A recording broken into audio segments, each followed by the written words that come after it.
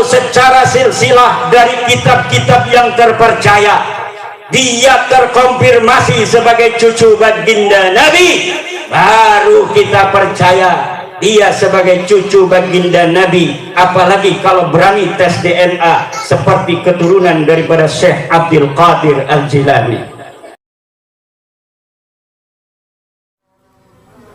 Tidaklah orang itu membenci dzurriyyatnya Rasulullah kecuali karena 3 hal. Imma ayyakuna walada zina. Boleh jadi dia itu adalah anak zina. Yang kedua, imma ayyakuna munafiqan. Bisa jadi dia adalah seorang yang munafik. Siapa munafik? Orang yang pura-pura Islam, pura-pura iman kepada Allah, tapi hatinya sebenarnya tidak beriman kepada Allah. Dia bersama orang-orang mukmin hanya untuk mengelabui orang-orang mukmin. Wa imma ayyakuna abu jama'u mahu fi ghairi kufri, atau ayahnya ketika berhubungan dengan ibunya dalam keadaan tidak suci, ibunya dalam keadaan kemudian dari hubungan itu jadi dia.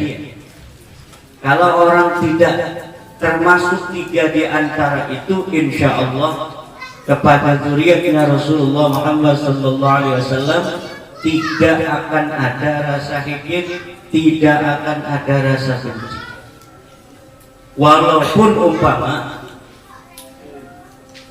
dzurriyyatnya Rasulullah itu menzahirkan perbuatan yang tidak elok.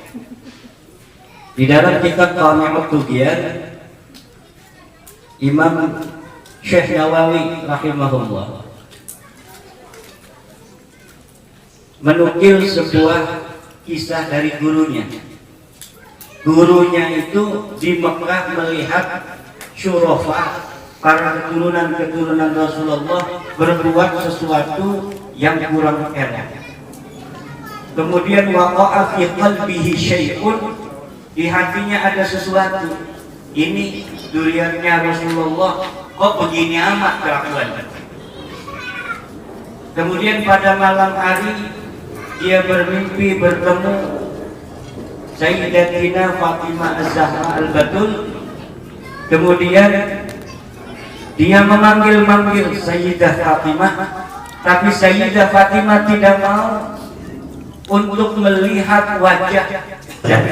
Maka siapa saja yang mengaku sebagai cucu baginda Nabi ingin dipercaya, silahkan adakan tes DNA dan kita akan percaya kalau DNA-nya sesuai dengan DNA orang Arab, sesuai dengan DNA Bani Hashim, sesuai dengan DNA daripada Bani Abi Thalib, ayah daripada Sayyidina Ali karramallahu wajhah. Karena apa, saudara-saudara? Hari-hari ini banyak orang yang mengaku-ngaku sebagai cucunya baginda Nabi besar Muhammad, kemudian mereka datang untuk memecah belah umat. Ini sudah sampai kepada titik yang sangat mengkhawatirkan. Ulama selama ini diam. Kenapa? Karena selama ini belum ada indikasi umat Islam terbelah. Kalau dia ngaku cucu Nabi untuk mempersatukan Islam, urusan ngakunya pada cucu Nabi itu urusan dia dengan Allah. Tetapi mempersatukannya itu ada nilai manfaatnya. Kalau dia ngaku cucu Nabi, mengajak orang-orang 3 raksa untuk salat 5 waktu, mengajak umat Islam untuk berpuasa, mengaku cucu Nabi untuk mendekatkan diri kepada Allah, mengajak umat Islam untuk mendekatkan diri kepada Allah, itu tidak ada bahayanya, kita biarkan.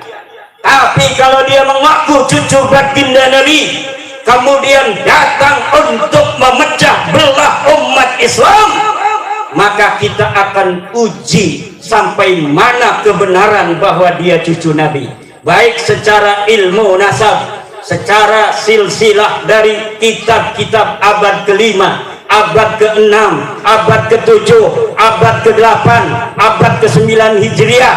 Kita jadikan pedoman untuk mengukur keabsahan daripada nasab seseorang yang mengaku sebagai cucunya baginda Nabi. Kalau secara silsilah dari kitab-kitab yang terpercaya dia terkonfirmasi sebagai cucu baginda Nabi, baru kita percaya dia sebagai cucu baginda Nabi. Apalagi kalau berani tes DNA seperti keturunan daripada Syekh Abdul Qadir Al-Jilani. Tapi kalau orang yang sudah tidak terkonfirmasi sebagai cucunya baginda Nabi, kemudian datang ke umat Islam untuk memecah belah umat Islam, dia mengaku-ngaku cucu Nabi di hadapan publik, ini punya konsekuensi besar terhadap agama Nabi besar Muhammad sallallahu alaihi wasallam.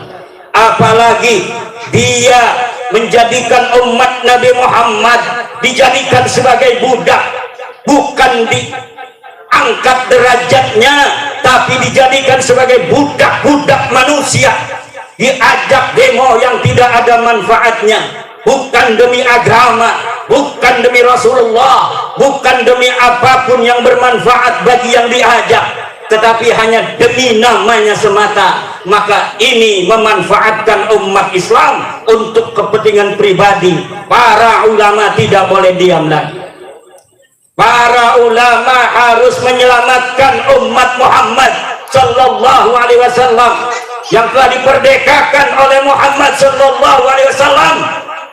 Ulama sebagai pewaris memiliki tanggung jawab untuk menjaga umat Islam ini dari perbudakan manusia. Kalau dia mengaku cucu Nabi di hadapan publik untuk memecah belah, boleh bagi siapa yang mendengarnya untuk datang ke polisi untuk melaporkan dia melakukan kebohongan publik, biar diuji di pengadilan apa betul dia sebagai cucu baginda Nabi besar Muhammad sallallahu alaihi wasallam. Tapi kalau dia hanya mengaku cucu Nabi, mengajak orang untuk sholat, mengajak orang untuk puasa, mengajak orang untuk bersatu, mengajak orang untuk memuliakan ulama, maka kita biarkan. Tapi kalau indikasinya sudah mau memecah umat Islam, apalagi memecah belah antar suku, memecah belah bangsa Indonesia yang dari Sabang sampai Merauke sudah 70 tahun merdeka. Di dalam suka dan duka kita bisa membawa Indonesia sampai hari ini. Tidak ada perang saudara, kalaupun ada kecil sekali frekuensinya.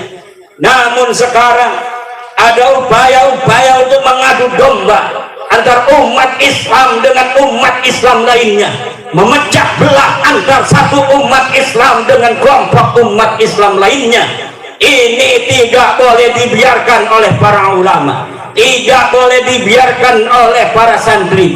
Para ulama harus ngomong, para ulama harus bersuara untuk menjaga iman, menjaga persatuan umat Islam Indonesia yang kita cintai, yang bagi seluruh para santri Nahdlatul Ulama mempunyai tanggung jawab besar untuk menjaganya, seperti apa yang diamanahkan oleh Mbah Hasyim Asy'ari.